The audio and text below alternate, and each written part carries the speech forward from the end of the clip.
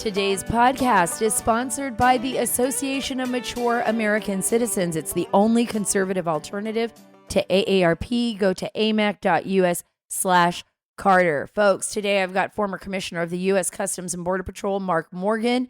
He's going to join us to discuss the border crisis and how ending the Remain in Mexico policy, Title 42, will not only impact border communities, but your community directly. And by the way, don't ever for 1 minute think that this is not being deliberately done by President Biden and his administration, because it is. They are deliberately doing this. They are deliberately destroying all of rule of law on our border, and they have opened it wide up. And I'm going to be talking to Mark Morgan about that as well. Just how frustrated our Border Patrol agents are with the current policy.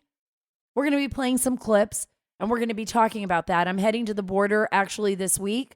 I'll be in McAllen, Texas, and in other areas along the Rio Grande River. And I spend a lot of time talking to Border Patrol agents. And believe me, they are frustrated, they are angry, and they want things to change. We're going to discuss that and more. And we're going to discuss the impact of the failed and purposeful border policy on our nation's national security. Please follow and subscribe. I want you to get all the links at saraacarter.com. That is saraacarter.com. And while you're there, folks, sign up for our email list so that you don't get shadow banned. We've been so excited about Elon Musk, moving into Twitter. But remember, there's still Facebook, there's still Instagram, there's still the people at Twitter. Jack Posobiec learned that lesson when he used the word groomer in what they felt was an inappropriate way, when he was just referring to certain people at the Disney Corporation. And he got suspended for a bit off of Twitter, even though Elon Musk is there. And then he is back on now. So just remember that you can still get shadow banned. But before I get to Mark Morgan, I want to talk to you about a new sponsor. And this is really important. You know how our attention span is getting shorter and shorter. I don't know if you know that, but it is true. The amount of concentrated time on a task without becoming distracted was literally 12 seconds in 2008. And that seemed short, right? Well, 5 years later, it was only 8 seconds, 1 second less than a goldfish. And the digital age is making it worse. Focus and concentration are shaping up to be the new superpowers for the 21st century professionals. And you know how they do it? It's how I do it now with Microgel, which ensures maximum absorption of premium nutrients into your body. Healthy Cell is the next generation, folks, in dietary supplements. If you take supplements in pill form now, you're going to want to change. Why? Because studies show that you don't absorb most of the nutrients in the pill form in your body. And they can also be really hard to swallow, especially if you have a lot of vitamins. Vitamins you can't absorb are literally a waste of money. That's why doctors and nutritionists created Healthy Cell. I tried it and I ditched the pills, folks. Journey to better health with healthycell.com. Go to healthycell.com/Carter. That's healthycell.com/Carter and use promo code Carter for 20% off your first order. Again, that's healthycell.com/Carter. Promo code Carter for 20% off your first order. Believe me, you will not regret it. Go to healthycell.com/Carter, promo code Carter for 20% off your first order. Guys, I want to talk to you about the Biden administration and how this administration is destroying our national security and I think breaking the morale of our law enforcement agencies and literally harming our nation more than it could ever do any good. And I believe it's deliberate. And it has to do with our border crisis. And we've always had an issue with the border, especially going back a few decades. I started covering it in 2003. There were already issues at the border, but it was never as bad as it is today. There are literally gaping wounds on that border, and it's terrifying. People are slipping through. We don't even know who they are. Mark Morgan's going to be talking about that, about the fact that we don't even vet the people that are coming in that we do apprehend. They're not appropriately vetted. And now Title 42, which was put in place under the Trump administration in an effort to keep people in Mexico, that remain in Mexico, keep them there until we can properly vet them, and especially for health reasons. Isn't it amazing that the left is always telling us what to do? They told us to mask up. Fauci couldn't even answer a question about why they were letting people in the border. I remember when Peter Doocy directly asked him about people coming across the border. They weren't testing them for COVID-19. They weren't testing them for variants. They weren't forcing them to be vaccinated. But they did that to us. They did it to us without even a hitch. They locked us down. And by the way, if you're not watching what's happening in China, you need to be watching. Because right now in China, in Shanghai, go to Twitter, go to Facebook, go wherever you want. Try to find the videos. People are literally throwing themselves from sky rises because of their lockdowns there. What does that tell you? That tells me something is happening in our world, something that may affect us this year or next. Because we saw what happened last time the lockdowns started in China. We ended up like 2 years in lockdowns with crazy regulations and unscientifically proven methods of handling it. And now the Biden administration is just opening the border wide open. We don't even know, is there another variant? What's going on? He's not even abiding by the laws that are already on the books, just letting people do whatever they want. They have absolutely no concern about the border crisis. Case in point, White House Press Secretary Jen Psaki. Late last week, Peter Doocy, a Fox News colleague, asked what the plan was when the border crisis gets even worse when Title 42 goes away. I want you to hear what Psaki had to say. When Title 42 expires next month, what is the plan for the 18,000 migrants a day that are going to cross? Do you want them to get jobs here? Is there something else that you want these 18,000 a day to be doing? I don't know where you're basing your specific numbers on, Peter, but what I would tell you... I've got it right here. Earlier this week, the department gave reporters an estimate that up to 18,000 migrants could be apprehended at the border each day if Title 42 were up to, and we'll see what happens. Up to, and we'll see what happens. They don't care. They're not going to have them at their house. Jen Psaki doesn't have to worry about them moving next door to her in Washington, D.C. They're sending them to everybody else's house. They're sending 18,000 people a day are expected, or more, because that doesn't include the gotaways, which I'm going to be talking to Mark Morgan about. This is absolute insanity. You want to see the breakdown of a nation? This is what the Democrats are doing. Like I said, they are doing this deliberately. Last week, I had Arizona Congressman Andy Biggs on the show. If you haven't heard this interview, you need to go back and listen to this podcast as well. And he said Democrats simply don't care about the border crisis and that they actually want it to happen. I am in agreement with him. Here's even more evidence.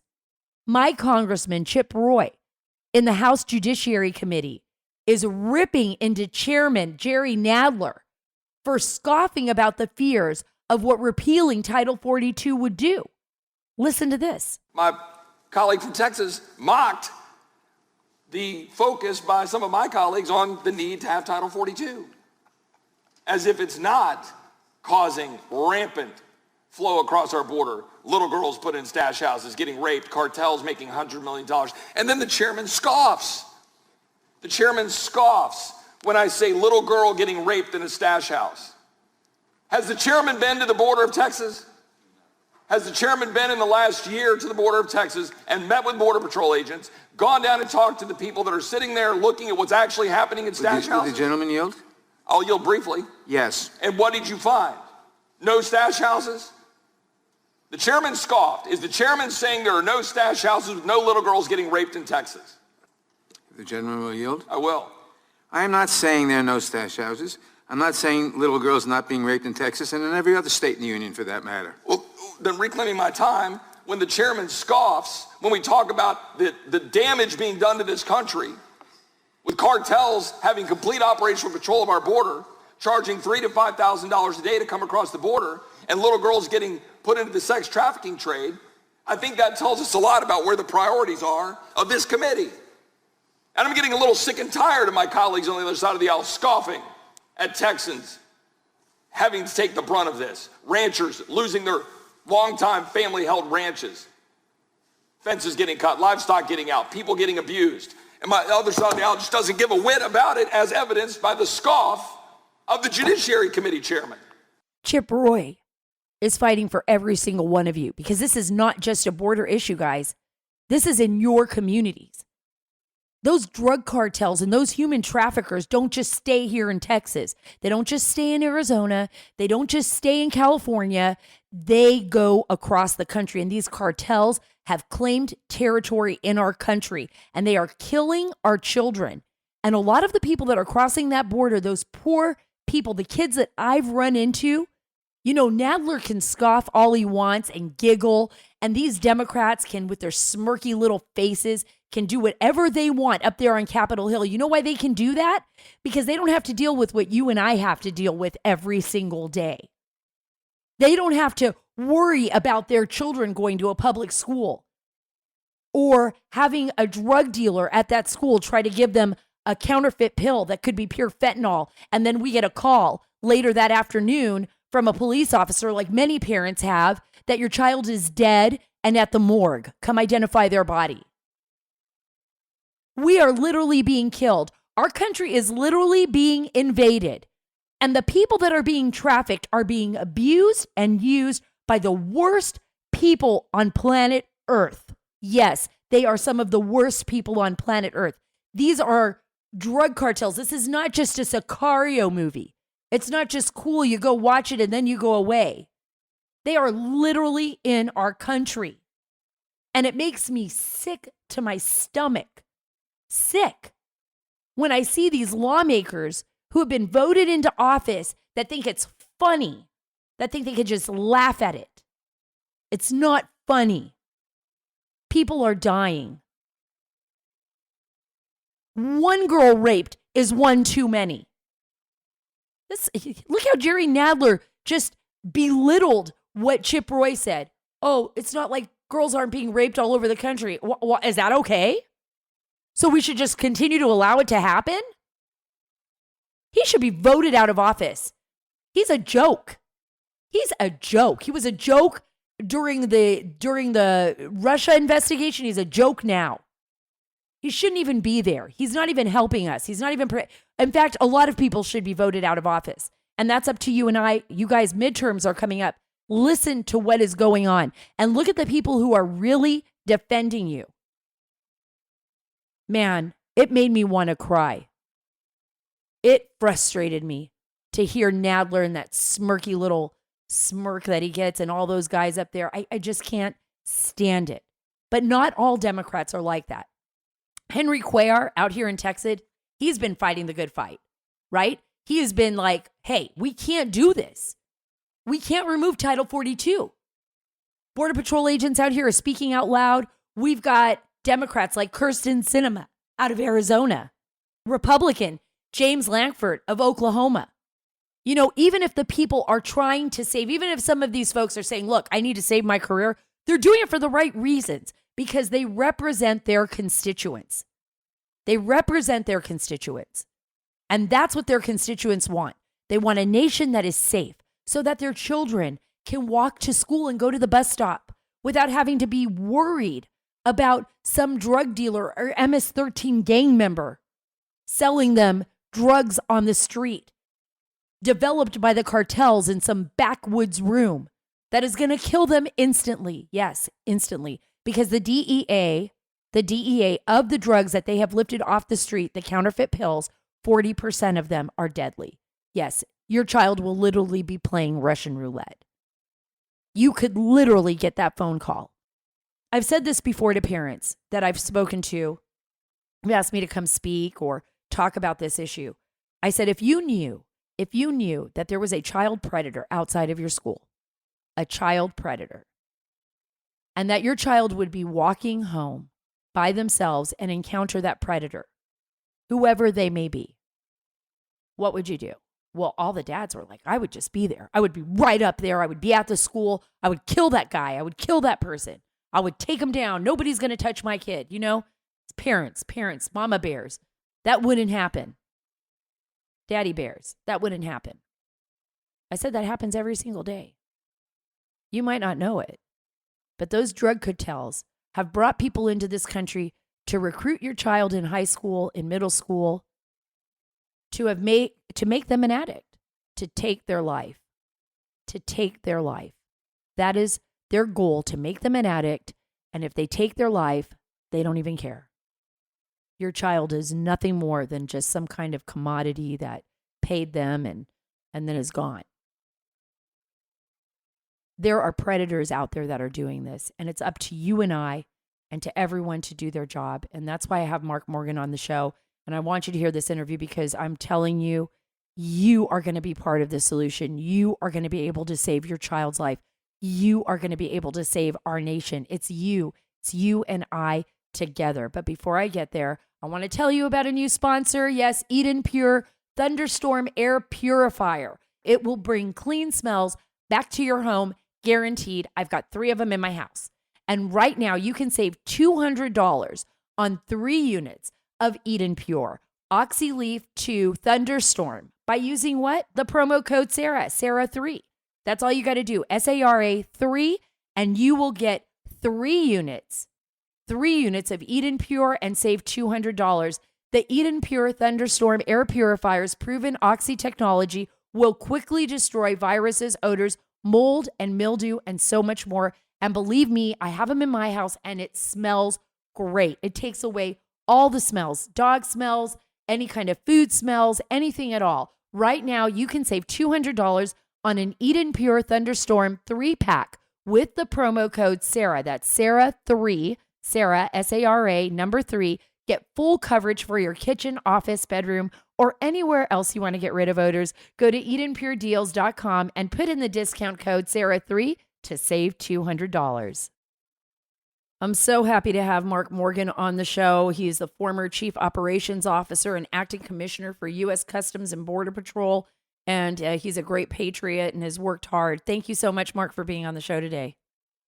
Sarah, thanks for having me. It's great to see you again. Yeah, it's great to see you too. I don't think there's ever been a time in my career, and I've covered this border probably as a journalist since 2003, maybe even a little bit earlier than that. Covered this border for all this time, and I've never seen it as bad as I am seeing it now, or I've never been as worried about it as much as I am now. Yeah, Sarah, look, and this is what one reason of many I always love talking to you, because you do know the border, and you not only because you've been covering it for a while, but you've actually been there multiple times, and that's a big difference. Look, I just returned from the border a couple of days ago from McAllen, Texas. My understanding is that's exactly where you're headed once again. Right. And look, here's a common theme that we're hearing from the men and women on the front lines, the Border Patrol agents. Some of these folks have been doing this for 2.5 decades, saying the same thing, Sarah, that you just said. 20, 25 years, they've never seen the border as bad as it is right now. And look, behind the scenes, they know, and they are telling us it's absolutely because of this administration's policies. Do you think these policies, Mark, are done deliberately? Because I can't imagine that all these people in the administration, in the Biden administration, who also worked under the Obama administration, who were also aware of what happened during 2013, 2014, when we had basically hundreds of thousands of unaccompanied minors, and people crossing that border, that they didn't know what they were doing when it came to Sarah, this. So Sarah, I think that's one of the questions, because I think most Americans are like, well, this just doesn't make sense. Why would they do this? And they say, oh, well, is there just a level of incompetency?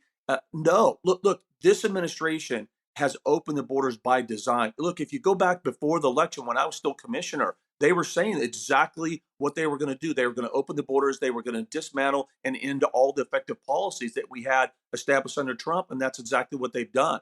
No, this is intent.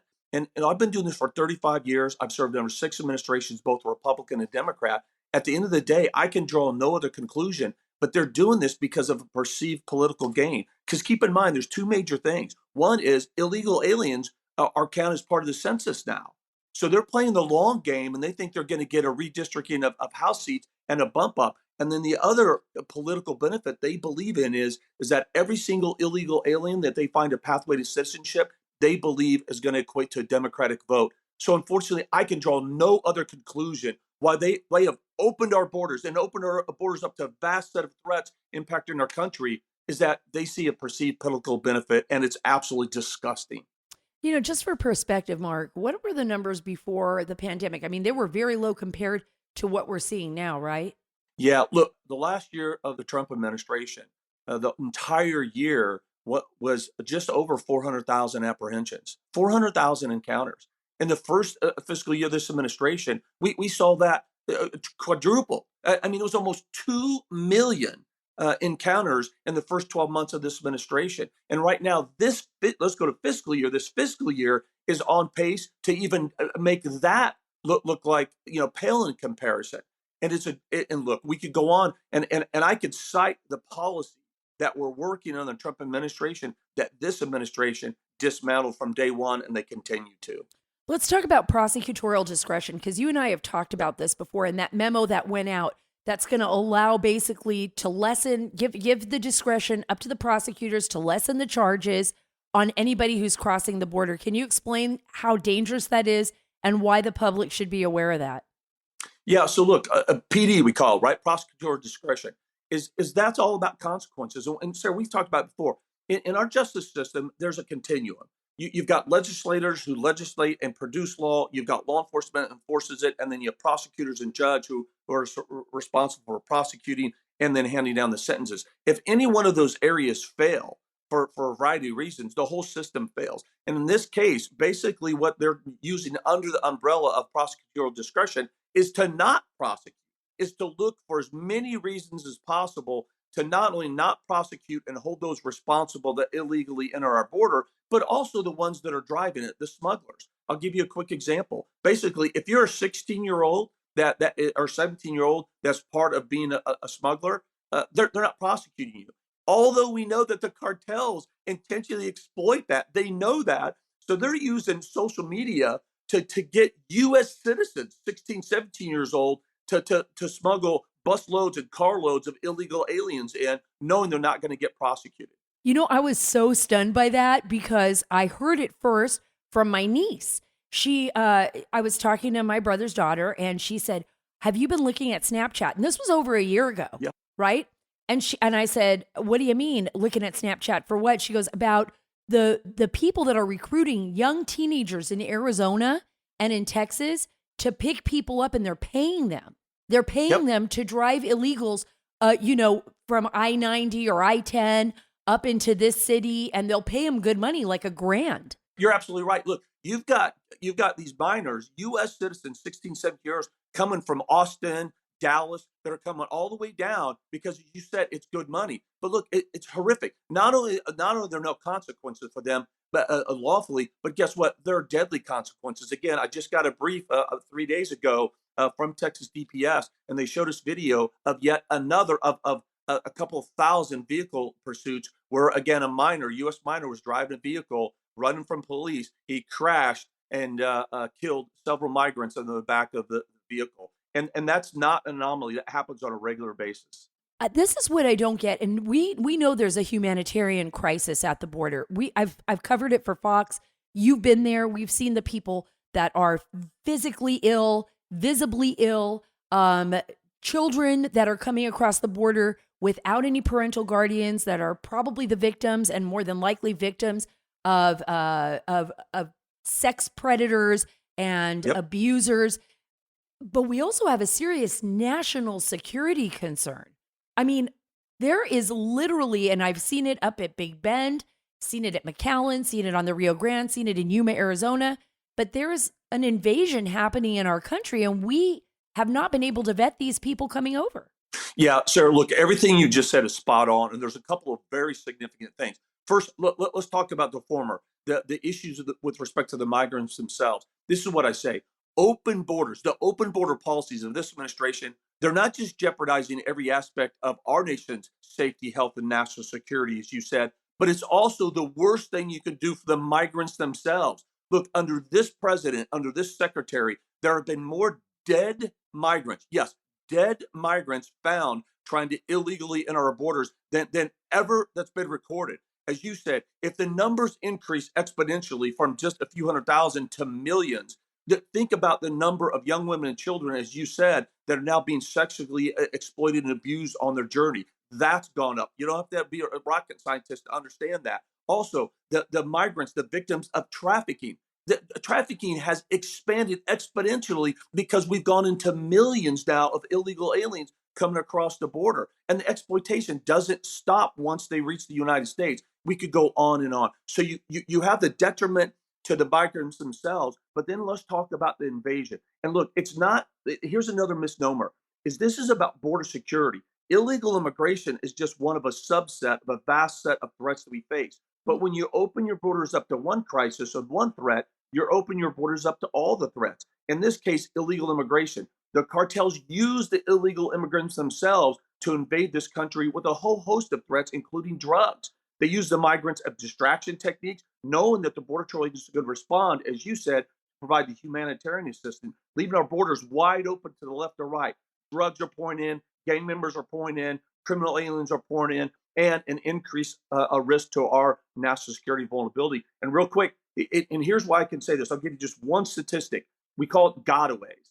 Those that break in our country and evade apprehension. So far, in the first 14 months of this administration, Sarah, wait for this, over 700,000 gotaways. Think about that. That is larger than the entire population of the state of Vermont that have broken into our country, evaded apprehension, and made their way to every town, city, and state in this country. And there are some very bad people among them. I just want people to understand, and it's stunning to me. The number is stunning to understand what Mark is saying.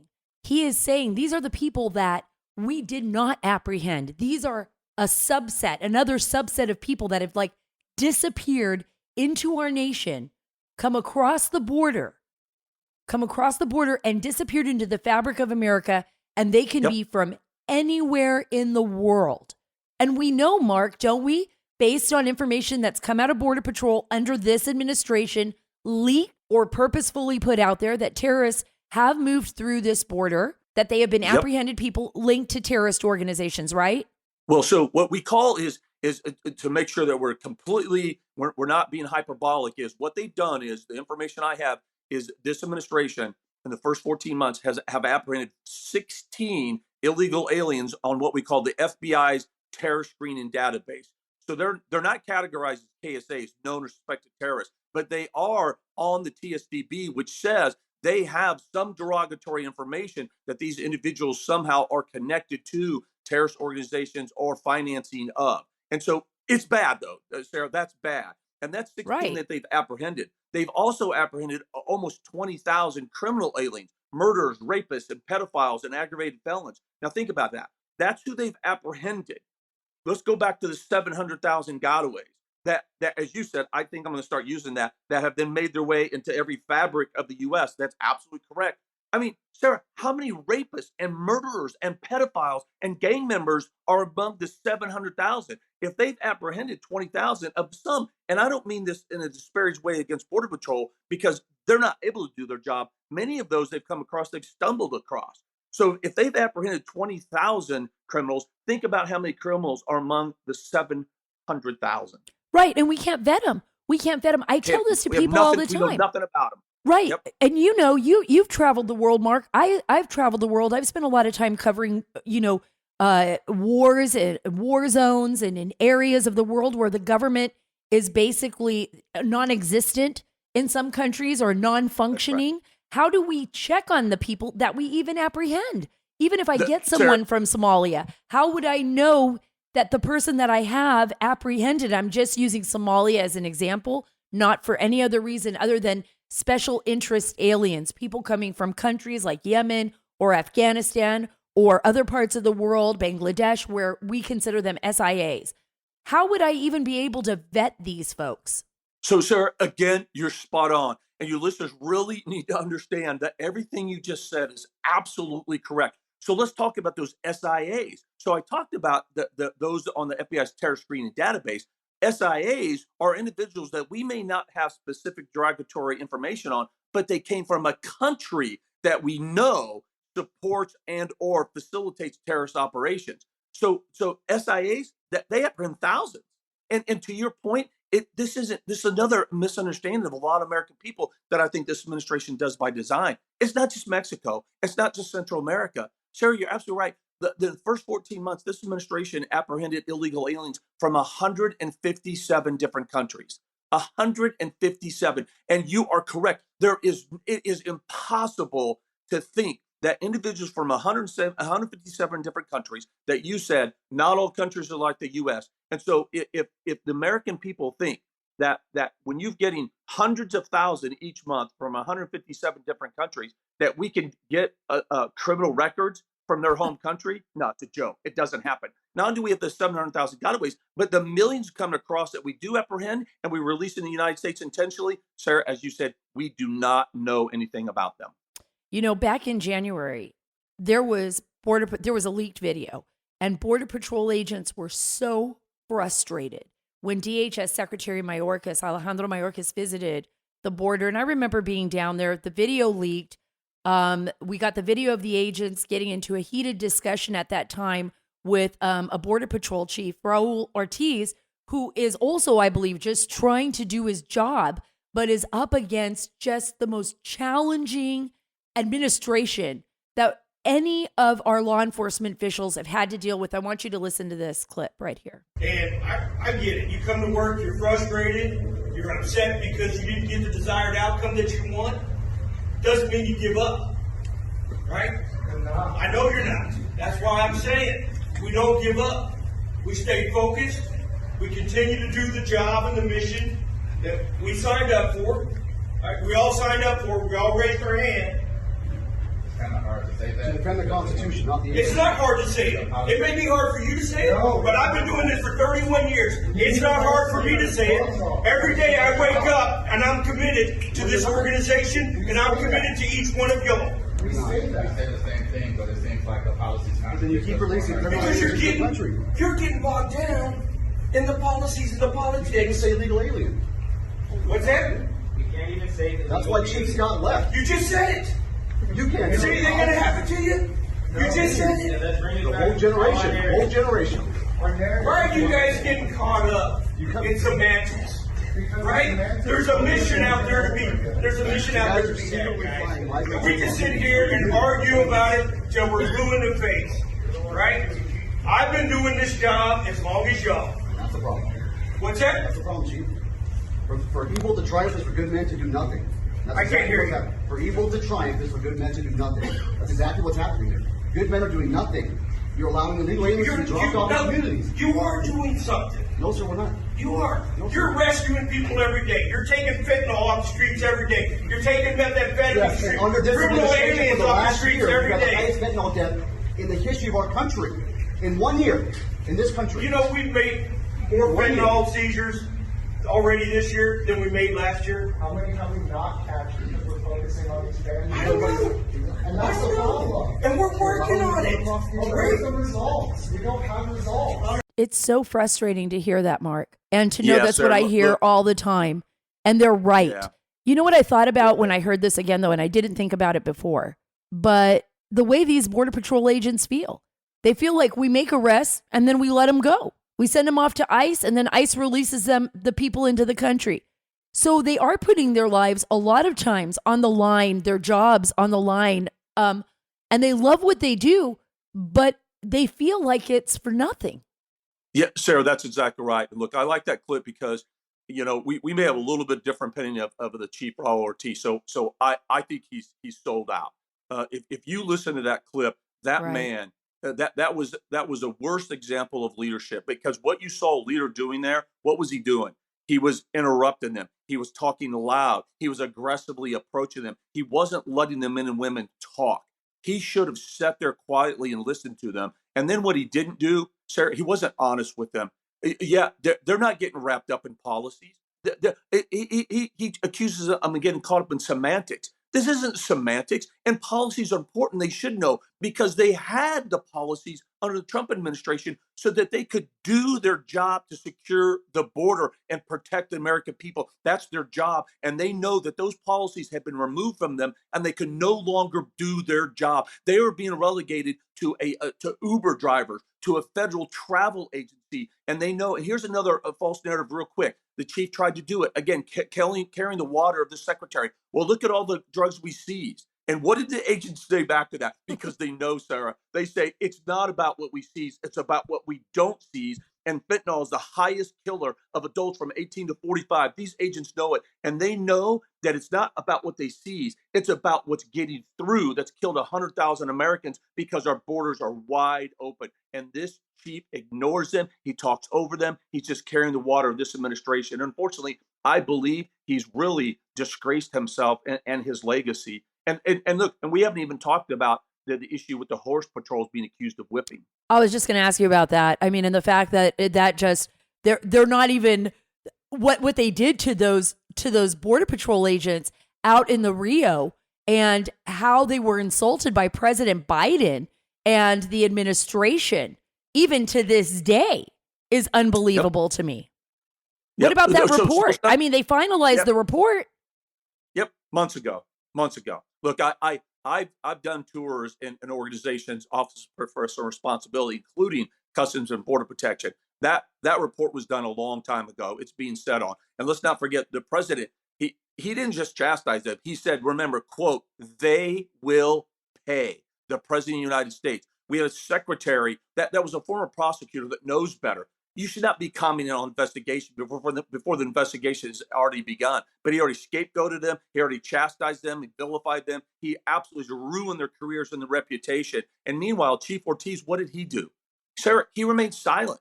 He knew that those agents didn't whip anybody. In fact, what a lot of people don't know is Raul Ortiz, the chief, actually sent the horse patrol agents to that area to help get some control back. But you don't hear that. What he should have done was get out there in the media and the public to defend. And right now, the report, this is what I say, the Border Patrol's motto is honor first. Well, unless Chief Raul Ortiz gets publicly out there and demands that the report be released that's going to vindicate these agents, he is without honor, Sarah. It's been more than 6 months. It has. It's since ridiculous. They promised to release that. And they still haven't released it. And these poor men. And you know what? You're right. I always want to give the benefit of the doubt, but you're absolutely right. When I think about how he spoke to them and what the points that you have made, you are right. Why is he covering his own ass at the expense of the people that literally put their lives on the line every single day? And by the way, their families as well. That's right, Sarah. Look, I really appreciate you bringing up the families, especially when we talk about the health issues. So, COVID-19. Look, there have been more agents die in the line of duty because of COVID. They're out there every single day, coming in contact, many times having to run and chase and fight with these illegal aliens, getting up close and personal, again, from 157 different countries. And many of those countries that they come in contact with, their countries are far behind the United States in dealing with this. Let me give you just one, for example, Haiti. Haiti has less than 1% of its total population that have been fully vaccinated. They don't have a testing availability. They don't have vaccine availability, and they're failing to adequately address it. Yet those individuals from those countries are what's coming across and coming in contact with our Border Patrol agents every single day. And they're bringing it home to their families, as you suggested. This is insanity. And look, in Title 42, right? While this administration is saying we're not over COVID yet, and toddlers still have to wear masks. I had to wear a mask for 9 hours on an airplane while I made it down the southwest border. We're getting a new variant, and St. Fauci has said that we may have to reverse course and do more mandates. Meanwhile, they're getting ready to end Title 42 and let anybody come in from 157 different countries, even if they have COVID. What do you? I was going to ask you that earlier, and I'm glad you brought up Title 42 because it's expecting to be rescinded on May 23rd. What is going to happen after that? Yeah, so it's already so Sarah, it's already happened. And another good question. Right. Look, the smugglers and the cartels, they use that. So they know the policies better than most Americans know. So they've already used the soon end of Title 42 to convince migrants to come. Right. So we're already seeing the numbers increase. The daily numbers right now are already over 8,000 per day. And let's remember this.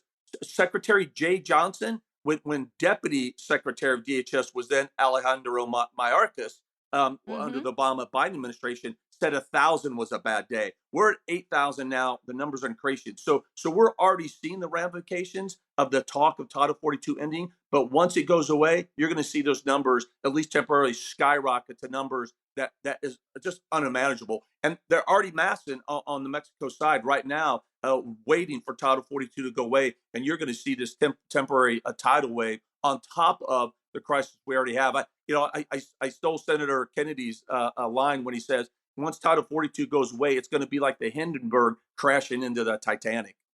That's a great way of describing it. I love Senator Kennedy. He comes up with those great one-liners, doesn't he? He's like, I watch him for entertainment. I'm like, why am I not that witty? He is like so good at that. He must have like a book. He should write a book on that.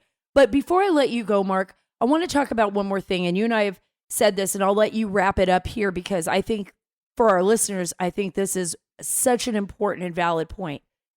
When we talk about this being an invasion, when we talk about the failure of the Biden administration and probably the deliberate policy, I believe it is the deliberate policy of the Biden administration to not protect our borders, he's literally failing at the only job that he has to do.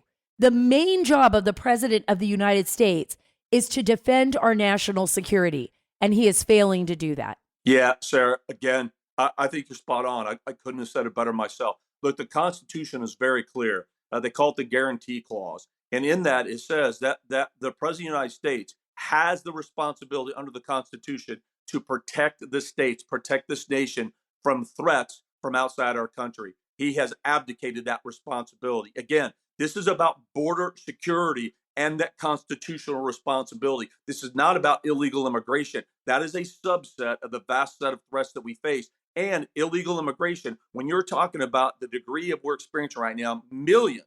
This fiscal year, there's going to be over 3.5 million migrants try to illegally break into our countries. That overwhelms the system. The cartels use those migrants to further their other criminal schemes, to not only invade with illegal aliens, but invade with gang members, criminal aliens, and drugs. It absolutely, in my opinion, is an invasion, and it's impacting every aspect of our nation's safety, health, and national security. Again, real quick, the stat, let's not forget, drugs alone, 100,000 Americans died from drug overdoses.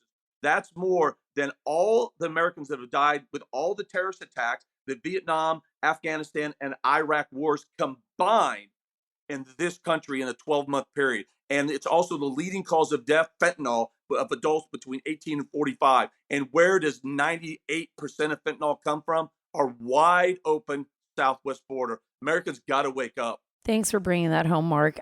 We really do. We got to wake up, guys. I've been to morgues where children as young as 12 years old are on the slab at a morgue watching. And I remember seeing that in Franklin County where, children are dying because they're coming in touch with they're not junkies. They took a pill that looked like an Adderall or a Percocet. And these counterfeit pills are killing people across the country. And this is coming across our border. Literally, when we think about wars in Ukraine, you brought it right home. Ukraine, when we think about the people that died in Vietnam, when we think about the people that died in Afghanistan and Iraq, think about the 100,000 Americans that have lost their lives here in the United States from poison literally being poured across our border. And the fact that our own government that we put in office to protect us has literally left us, our children and our grandchildren, vulnerable to the most evil people on the planet. Amen. Mark, thank you so much for being a part of the show. I hope you come back because I feel like there's nobody better to talk about, the official policies and the border than you. You have really been a fighter. Both in Washington, D.C. and on the ground for our men and women in uniform. So you're always welcome to come back on the show. Thanks, Sarah. Back at you. And what you just said, but I couldn't agree more. Is well said. So I think, today's podcast is such an important one for me and so grateful to have Mark Morgan on the podcast because I truly believe it will save lives and I truly believe it will make a difference because I know people all across the country listen to this podcast. So it's going to affect every single one of you and every single one of your communities. We got to spread the word. But before I get to the end, I want to talk to you about MyPillow, and Mike Lindell, a true patriot. I love his products. I love the fact that he sponsors the Sarah Carter Show, and nothing beats the feel of Mike Lindell's luxurious towel sets and luxurious towels. It's just bar none the best. The towels are regularly $109.99. Now they're only $39.99. Yep. How about that with this offer? Only $39.99. You can get the 6-piece MyPillow towel set. Listen to this.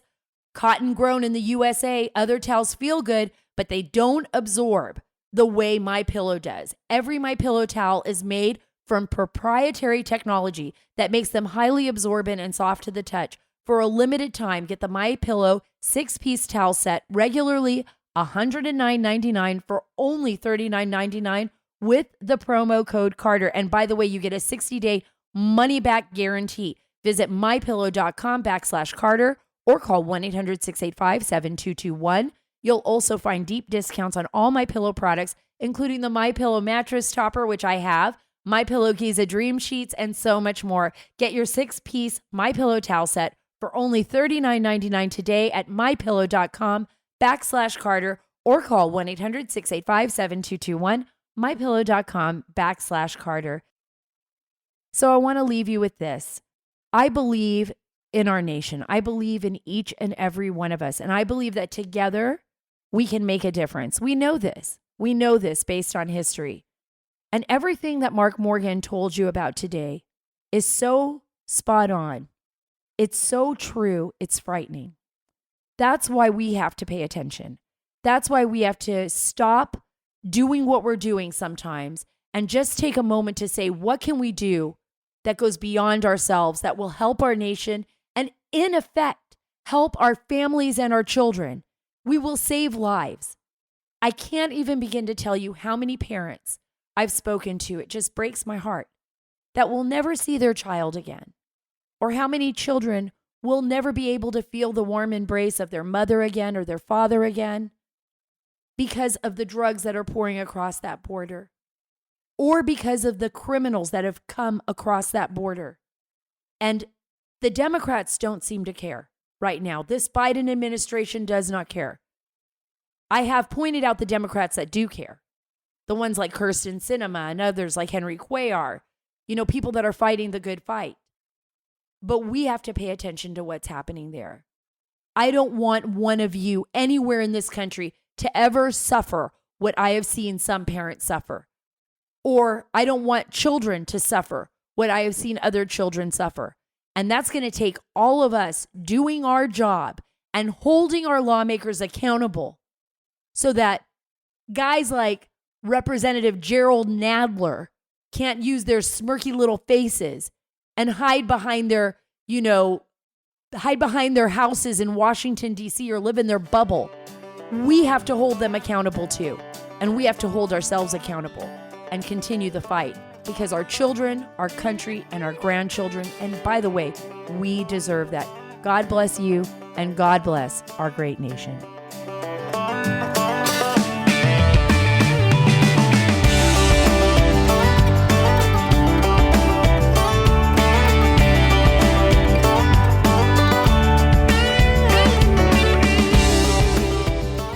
Today, I'm joined by Rebecca Weber, the CEO of the Association for Mature American Citizens. It's also known as AMAC.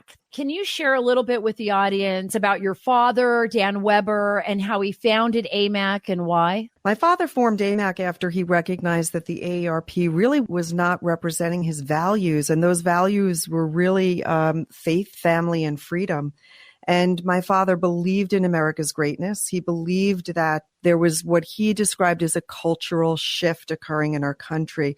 He thought that the very, very foundation, the Constitution, was being disregarded. And we saw that the power of government was growing and individual freedoms were diminishing, were being threatened. And to get more specific was in 2006 when he said to me that he was canceling his AARP membership. And I said to my father, why would you do that? And he said, well, they've just named Harry Belafonte Man of the Year.